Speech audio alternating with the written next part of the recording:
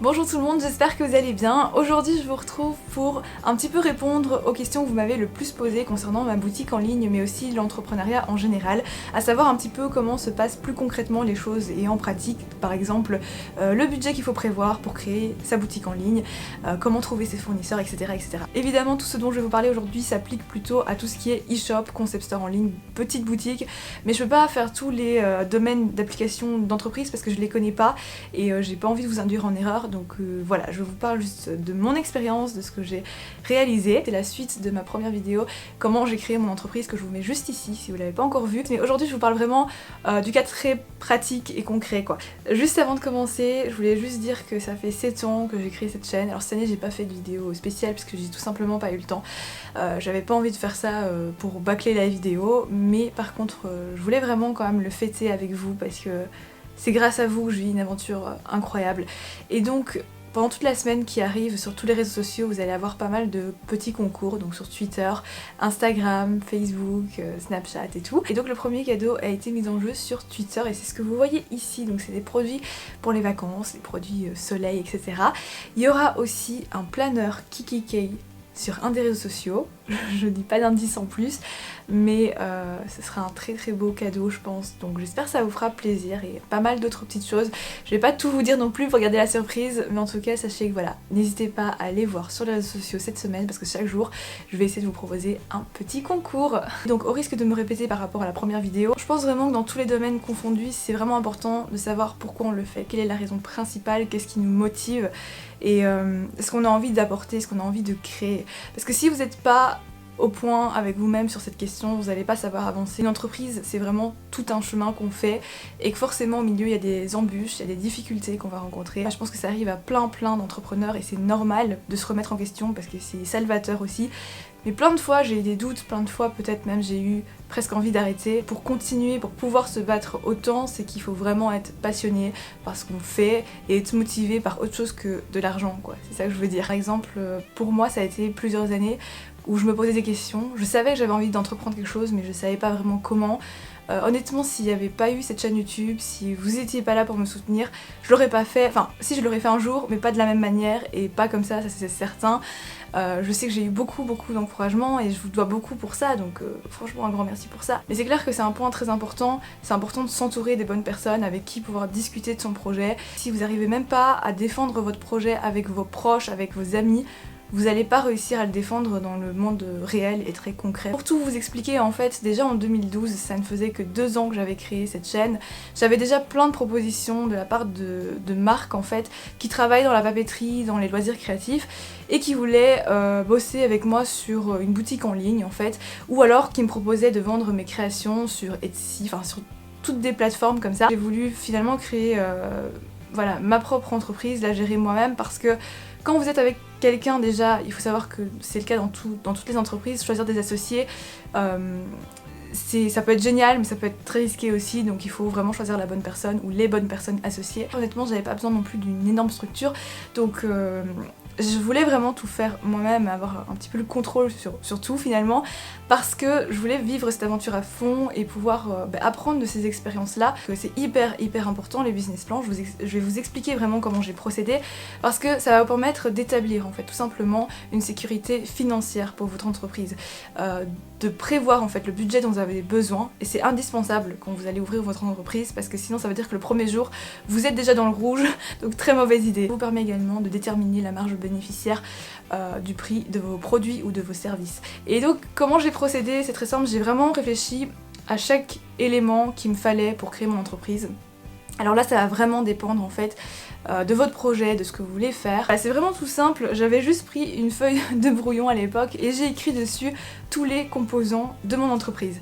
Donc ce qu'il me fallait pour la monter au niveau matériel, ce que j'aurais dû payer comme frais, etc. Par exemple, je savais que je voulais absolument une imprimante professionnelle puisque mon projet c'était plutôt dans la papeterie, les loisirs créatifs, etc. Certaines entreprises ont besoin d'une location de lieu pour créer un magasin physique par exemple, ou un entrepôt, ou un atelier. J'avais également décidé d'investir dans un bel appareil photo pour faire des beaux visuels, mais aussi pour ma chaîne YouTube. C'est quand même un énorme budget, mais c'était nécessaire. Ensuite, les fournitures, c'est tout ce que j'utilise pour mes propres créations. En fait, les papiers, de la colle, etc. Enfin voilà, toutes ces petites choses, mais bon, ça coûte quand même 500 €, donc c'est 500 € de budget supplémentaire à prévoir. Il y a toujours des frais administratifs au début, donc j'ai calculé ça à 150 €.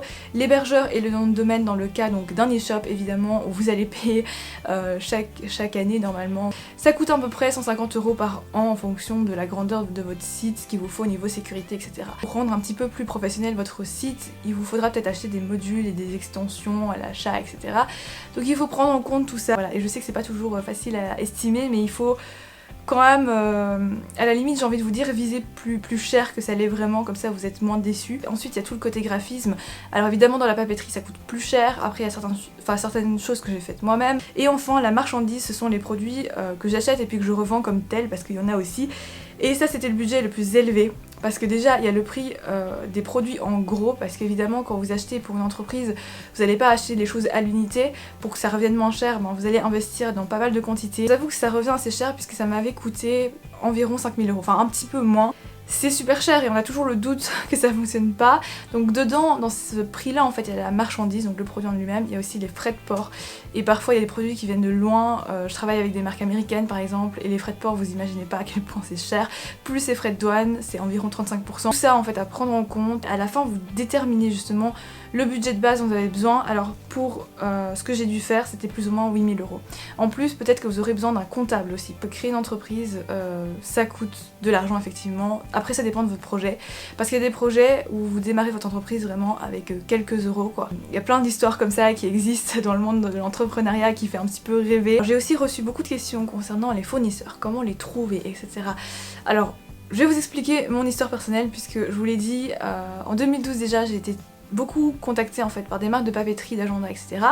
Et il y en a certaines avec qui je suis restée en contact. Tout simplement décider d'établir des partenariats avec eux. Alors pas des partenariats comme ça se fait sur YouTube par exemple, des partenariats commerciaux tout simplement. C'est-à-dire qu'ils me fournissent des produits de bonne qualité, ils me proposent le catalogue de ce qu'ils ont et après bon, on négocie le prix évidemment. Mais c'est vrai que du coup j'ai pas vraiment été à la recherche de fournisseurs. Il faut jouer sur son réseau professionnel. Vous pouvez utiliser LinkedIn par exemple, qui vous permet d'entrer en contact avec beaucoup de personnes en faisant quelques recherches, etc. Donc honnêtement aujourd'hui le web c'est un petit peu votre meilleur ami pour trouver des informations à ce niveau-là. Rechercher donc des grossistes qui vendraient certains produits. Il n'y a pas vraiment de secret, c'est vraiment de la recherche. Voilà. Et sinon si vous avez un coup de cœur sur une marque comme j'ai pu l'avoir, ben, il suffit de contacter la marque directement. Enfin moi c'est ce que j'ai fait en présentant un petit peu le projet contact avec des marques, avec des fournisseurs, avec des personnes qui peuvent travailler avec vous, etc. Je voulais aussi vous dire, parce que souvent on me demande comment t'as eu l'idée de faire une boutique de papeterie, etc. Là-bas c'était pas mon projet du tout, je voulais pas vendre que de la papeterie, je voulais faire un concept store avec peut-être même un petit peu de mode, un petit peu... Enfin, j'aime beaucoup les sacs à main, donc j'aurais voulu vendre des sacs à main. C'est vous qui m'avez guidée dans le chemin de la papeterie, parce que c'était les vidéos qui fonctionnaient pas mal sur ma chaîne, c'était votre demande aussi de savoir si je faisais des créations, si je les vendais, si je pouvais mettre à disposition des planeurs. Enfin, je veux dire, pour moi, tous ces créateurs sur Etsy sont vraiment ceux, enfin c'est eux qui ont l'idée de vendre de la papeterie, c'est pas moi du tout.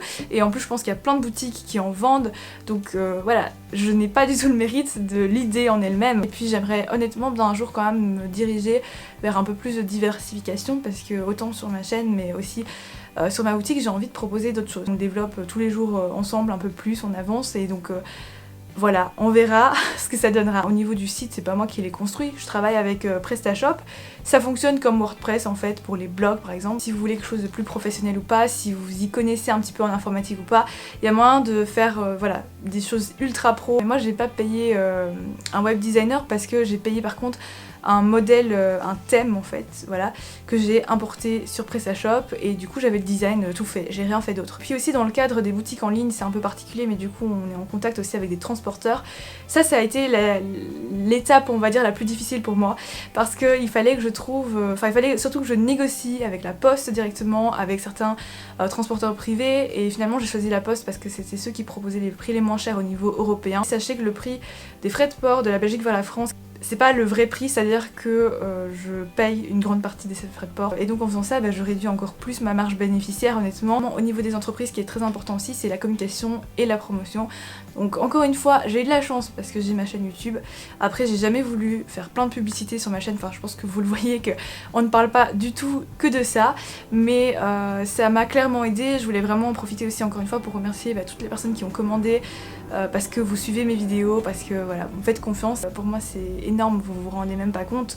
Donc j'essaie de faire du mieux que je peux, j'ai fait des erreurs aussi, ça fera peut-être l'objet d'une troisième vidéo du coup. Et sinon au niveau local, vous pouvez contacter la presse, n'hésitez pas à faire des communiqués pour vous faire tout simplement de la publicité, parce qu'il faut faire connaître votre projet, il faut en parler, il faut pas hésiter à partager en fait la raison pour laquelle vous avez monté ce projet, pourquoi ça vous passionne et ce que vous avez envie de transmettre via ce projet. Et c'est comme ça que vous allez réussir à faire la promotion de tout ça aussi. Concrètement, c'est comme ça que ça va fonctionner pour moi.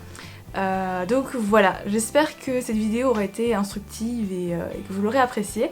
En tout cas, si c'est le cas, n'hésitez pas à me le dire, à continuer aussi à poser vos questions. Et si vous voulez continuer à me suivre, n'hésitez pas également à vous abonner à la chaîne si ce n'est pas encore fait.